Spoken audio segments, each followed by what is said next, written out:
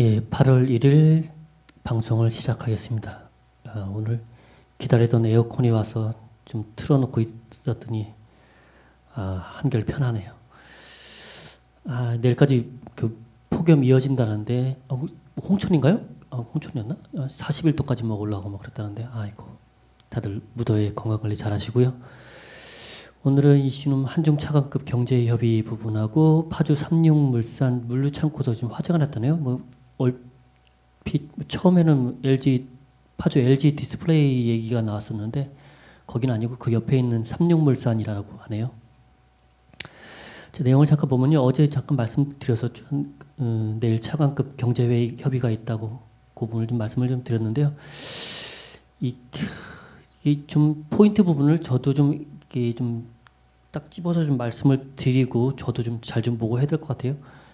저거 생각만 하다가 아침에 정신없어서 좀 놓치고 나니까 타이밍을 놓치고 나니까 어느 순간 올라가 있어가지고 갭상승한 것도 아니고 중국 소비주들 뭐 화장품주나 이런 것들 흐름 보시면 괜찮았었는데 하여간 저도 좀 집중을 좀 하고 무더위 때문에 좀 힘들었다는 핑계가 있었는데 에어컨 설치하고 나서 핑계 댈 게 없네요. 하여간 뭐 한중 차관급 경제협의 교류효관 협력 보건 속도 내자 한국의 국내에서는 뭐 이렇게 얘기를 했는데요. 조차관인가요? 근데 여기 좀 정부에서 조금 공식 발표를 좀 했고요. 뭐 내용이 비슷해요. 보니까 저 기사 내용이랑. 조차관은 한중 경제 관계 전면적 복원에 합의했음을 상기시키는 한편 뭐 저쪽 이런 사항들을 좀 협조해 줄 걸 당부했는데요.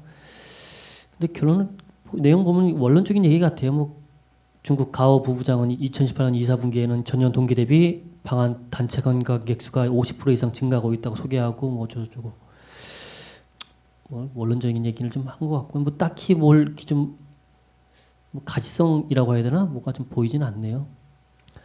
그 교포제에 웃는 반도체 디스플레이 장비주라는 소식이 있고요. 중국 OLED 설비 투자 확대 이 부분 삼성전자, SK하이닉스에서 좀 투자하는 부분이 있어서 그 국내 그 삼성전자, SK하이닉스 쪽도 그렇지만 중국 OLED 쪽에도 좀 수주하는 종목들이 좀 있죠. 그런 부분들 좀 보자는 얘기 같고요. 중국 OLED 투자 디스플레이주의 기회가 된다. 그래서 뭐 DMS, 미래컴퍼니, 비아트론, 신성ENG, SFA, 참엔지니어링 뭐 이런 종목을 좀 언급을 했네요. 애플은 장전에 보면 그 실적이 좀 나와서 아침에 보니까 시간에서 한 3% 정도 좀 상승을 한 것 같고요. 그 애플 실적 발표 관련해서는 뭐 이런 코멘트들이 있는데 스마트폰 산업 출하량은 역성장 중. 반면에 애플은 2분기에도 출하량 지키고 ASP 평균 판매 단가 끌어올림. 그러니까 고가 정책이 좀 먹혔다는 얘기 같고요. 보면 약간 뭐 관련 종목으로 LG노텍 오늘 PH 좀 올라온 것 같고요. 삼성전기 매수 의견 유지하고요. 그 MLCC 관련해서 1위 기업인 무라타에 대한 그 실적 브리핑이 좀 있었고요. 이게 좀 얘네가 지금 회계 기준이 보면 이게 3월에 마감이 되는 것 같아요. 그래서 뭐 1분기 1쿼터 이래 가지고 나왔는데 올해 18년부터 4월 1일부터 6월 30일에 대한 실적을 좀 발표를 한 거고요. 근데 좀 주가는 좀 내려왔더라고요. 조금 별로 탐탁치 않은지 모르겠지만 하여간 뭐 다른 종목들 뭐 요즘에 좀 문제됐던 야기어 WTC 이런 WTC는 내려오긴 했지만 큰 하락은 아니고요. 야기어는 플러스로 좀 마감을 했고요. 국내 관련 주식들도 조금 장중에 오전까지만 해도 좀 마이너스 때 좀 하락을 좀 보이다가 많이 좀 회복을 한 것 같아요. 뭐 국내 코스닥 지수가 좀 많이 올라온 부분도 있고 그 영향도 있겠지만 풍화고가라고 이게 중국의 2위 MLCC 업체인가 봐요. 아마도 이게 지금 NH투자증권에서 이게 NH글로벌 스탁 10에 포함된 종목으로 편입돼 있어서 아마도 커버리지 차원에서 좀 얘기를 한 것 같고요. 얘네가 뭐 중국 증권감리위원회의 경고장을 받았다네요. 매출 채권 관련 회계 문제로 요즘 중국 관련주를 국내 상장된 부분들도 좀 많이 그 믿음이 좀 부족해서 실적상으로 보면 참 좋은 기업들이 많은데 그걸 참 믿어야 될지 다들 신뢰성이 많이 떨어지는 것 같아요. 보통 뭐 5, 3 뭐 이런 데도 있는 것 같고 그러던데 하여간 이런 내용이 있었고요. 이게 코난이는 어제 저녁에 이 뉴스를 봤는데 그냥 다시요. 대충 넘어가서 혹시 설마 이 생각은 잠깐 했는데요. 여기 지금 원래 코나이가 처음에는 그 뭐 서울페이, 뭐 인천페이, 인천 무슨 뭐였더라? 하여간 뭐 그것 때문에 올랐다는 얘기도 있는데요. 그 이슈로 코나이가 지금 좀 이슈를 받았었고 서울페이 때문에. 근데 저는 생각했던 게 원래 7월에 연말정산 그 신용카드 그 공제 부분이 원래 일몰 되기로 했거든요. 없어지는 걸로 7월 달에. 그런데 그게 결정이 미뤄지면서 일단 내년까지 내년 말로 연기되었는데 일단은 내년 말에는 폐지하는 걸로 지금 가닥이 잡혔다는 소식이 좀 있고요. 여기서는 만약에 접근을 한다면 저 같은 경우도 뭐 그 세액 공제를 받아야 되니까 가정이 있고 다자녀 가구고 뭐 이렇게 자녀가 많고 하는 사람들은 여기저기 뭐 공제 받을 것도 많지만 이게 혼자 솔로인 사람들은 저기 연말정산 할 때 정산 받을 게 딱히 없거든요. 보통 쓰는 것들이 현금이든 아니면 신용카드이든. 근데 보통은 그래서 뭐 현금을 요즘은 잘 안 갖고 다니니까 신용카드를 자주 쓰게 되는데 신용카드가 진짜로 저렇게 그 소득공제가 폐지된다면 일정 부분 그 직불카드, 체크카드 쪽으로 좀 가지 않을까 하는 생각이 들더라고요. 저도. 그러니까 보통 목돈 들어가는 부분들은 신용카드에 대한 혜택이 있으니까 무이자 할부도 해주고 하다 보니까 그런 부분들은 어쩔 수 없이 뭐 쓰게 되는 경우가 있겠지만 다른 일상적인 부분에서는 좀 체크카드 병용해서 좀 쓰려는 움직임이 좀 있지 않을까 하는 생각을 잠시 해봤습니다. 그죠? LG 디스플레이 아침에 잠깐 상승세 보였던 것 같은데요. 아침에 장전에 그린 본드라는 본드 3억 발행한다는 소식이 있었고요. 이게 지금 환경 친화적인 프로젝트에 투자할 자금 마련을 목적으로 발행하는 채권이라고요. 여기 친환경 유기발광 다이오드 생산 설비 구축을 위해 그린 본드를 찍을 계획이다. 3억 달러. 근데 아직까지 구체적인 투자 계획이나 발행 시점은 정해지지 않았다는 게 LG 디스플레이 입장이라고 하고요. 일단 유상증자 말고 다른 방안을 좀 찾겠다고 했는데 아마도 그 차원에서 그린 본드도 좀 발행을 생각하고 있는 것 같네요. 그리고 전기차에 관련된 소식들은 계속 나오는데 포르쉐가 2025년까지 전기차 비중을 50%로 확대할 계획이고 BMW는 2019년 헝가리에 신규 공장 건설할 계획이고 이런 소식이 있었고요. 전에 한번 그 CATL에 대해서 얘기를 했었는데 얘가 지금 30.17로 시작해서 95.08 최고점 찍고 나서 하한가 갖고 이날 주가가 95.08 찍고 나서 72.42까지 떨어졌어요. 뭐 일단 일정 부분 많이 올라온 부분도 있지만 주가 하락이 조금 그런데 아마 중국의 보조금 삭감 관련해서 이때 한번 하한가 갔던 게 그 문제였던 것 같고요. 전에 저도 중국의 보조금 문제는 국내 업체들에겐 좋은 게 아닐까라는 생각을 좀 하고는 있는데요. 근데 한 번쯤은 다른 상황으로 이때 언제 7월 10일 날 여기 한국경제TV에서 오마주 반등 그 이후 주목할 업종은 이런 제목으로 해서 했던 게 있는데 여기서 보면 보조금 삭감이 다만 국내 시장의 수혜로서의 부분 말고 전체 파이가 전기차 판매 파이에서 조금 파이가 줄어들 수 있는 여건 그런 부분들 리스크는 좀 고려를 해봐야 되지 않을까 하는 생각을 좀 해봤었거든요. 혹시나 다시 안 보셨던 분들은 한번 요거 좀 검색해서 한번 보시고요. 아니면 제 거에서 중국의 보조금 이래가지고 검색하시면 전에 했던 요 방송이 있으니까 한번 좀 체크해 보시면 어떨까 싶습니다. 미 국무부 개성공단 폐쇄 결정 지지한다. 어차피 저기서는 계속 아직 제재를 해제할 이유가 없는 거죠. 비핵화 부분은 일정 부분 좀 마무리 짓고 나서 그 다음에 좀 넘어갈 부분이라서. 그리고 아침에 바로 미국 2천억 달러 중국 수입품 관세율 10에서 10%에서 25% 인상 계획이 있다. 이런 블룸버그 또 버벅된다. 덥지 않아도 이러네요. 큰일 났는데 제가 말을 평소에 잘 많이 안 해서 아마 또 그래서 그런가 봐요. 하여간 블룸버그에서 이런 소식이 있었고요.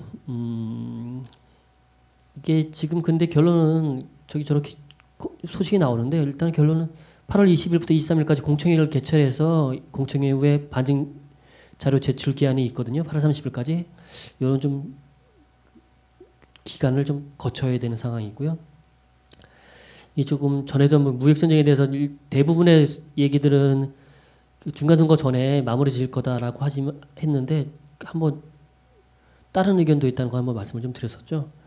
그런 시진핑도 무역 전쟁 대비형 경제 운영을 전환하는 부분 뭐에 대한 기사가 좀 있고요. 장기전으로 뭐 보려는지 아마도 그런 부분들로 좀 기사가 있더라고요.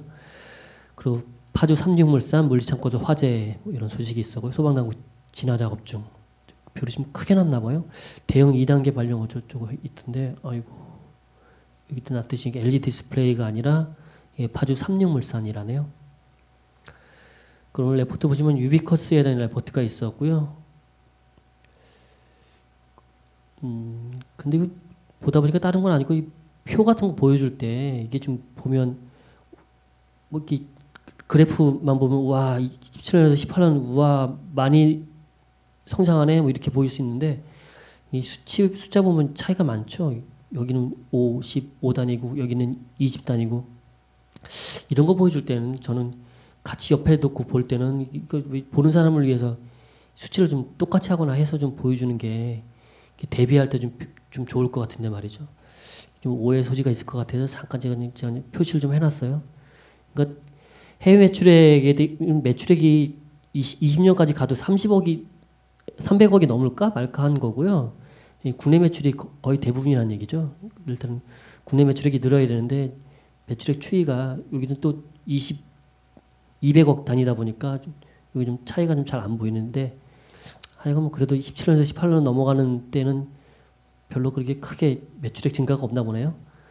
그렇기 때문에 아마도 이 해외 매출액 늘어나는 걸 보여주려고 크게 보여주려고 이렇게 해놨는지 모르겠지만 하여간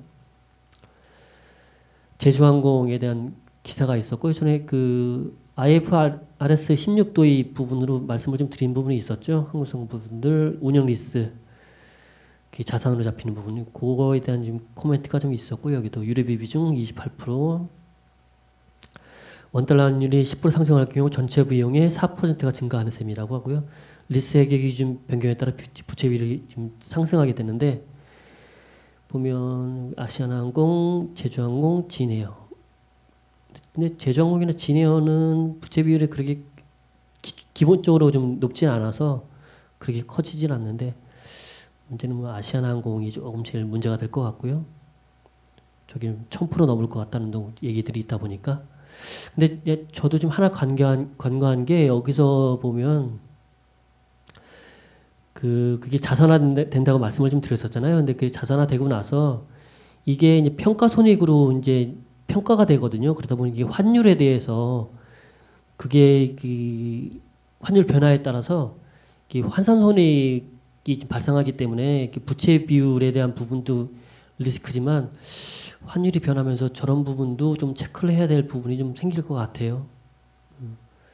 작년 연간 임차료 약 3배인 4천억 원 규모의 부채에 대해 외화 환산 손익이 발생하게 되는 것이다 라는 부분. 이 부분은 다른 그 아시아나항공이나 이런 부분들도 좀 체크해 보셔야 될 것 같고요. 아이원스 이제 믿으셔도 됩니다. 계속 양치기를 했나 봐요. 이제는 딜레이 됐던 부분이 테스트 기간이 필요했기 때문이었고 이제는 실제로 실적이 이제 반영이 될 거다라고 했는데요. 저건 좀 두고 봐야 될 것 같고요. 그 아모텍에 대한 레포트가 좀 길게 나왔더라고요. 거의 20페이지 이 밤중에 안 꺼놨네. 저런. 하여간 썸머리 보시면 근데 여기도 보면 코멘트가 있는데 어디 있더라? 향후 고성장세를 염두에 두고 실적에 대한 눈높이가 낮아지는 하반기의 비중 확대를 권고한다. 그러니까 올해는 볼 게 좀 없어요. 실적상으로 따져보면 마이너스 성장이거든요. 마이너스. 증감률 YOY 대비 전년 동기 대비 마이너스. 게다가 분기별로 보면 제가 좀 아모텍을 그래서 좀 올라갈 때 안 봤던 이유 중에 하나는 분기별 실적 때문에 그랬는데요. 2분기가 YOY 대비 마이너스 59%, 3분기도 YOY 대비 마이너스 57%, 4분기는 그나마 마이너스 9%. 그래서 이제 하반기를 얘기하는 부분이 있고요. 그 다음에 이제 줄어든 만큼 또다시 이제 2019년에는 63%가 늘어난다고 하는데요.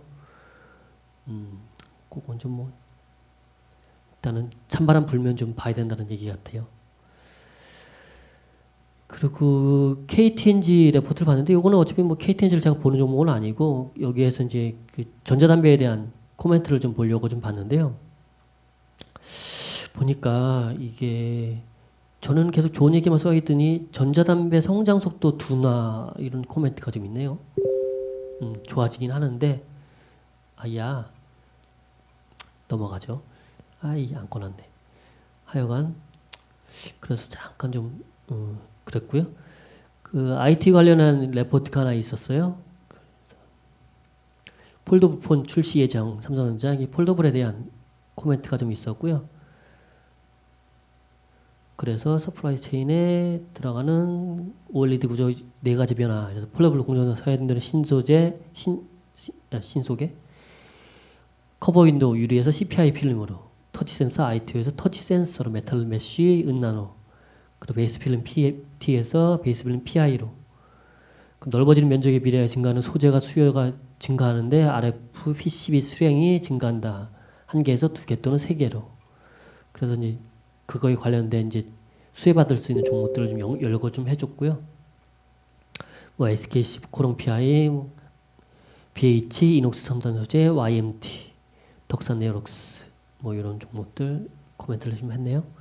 그 백미러로는 미래를 볼 수 없다라는 IT 관련 산업 레포트가 있었고요.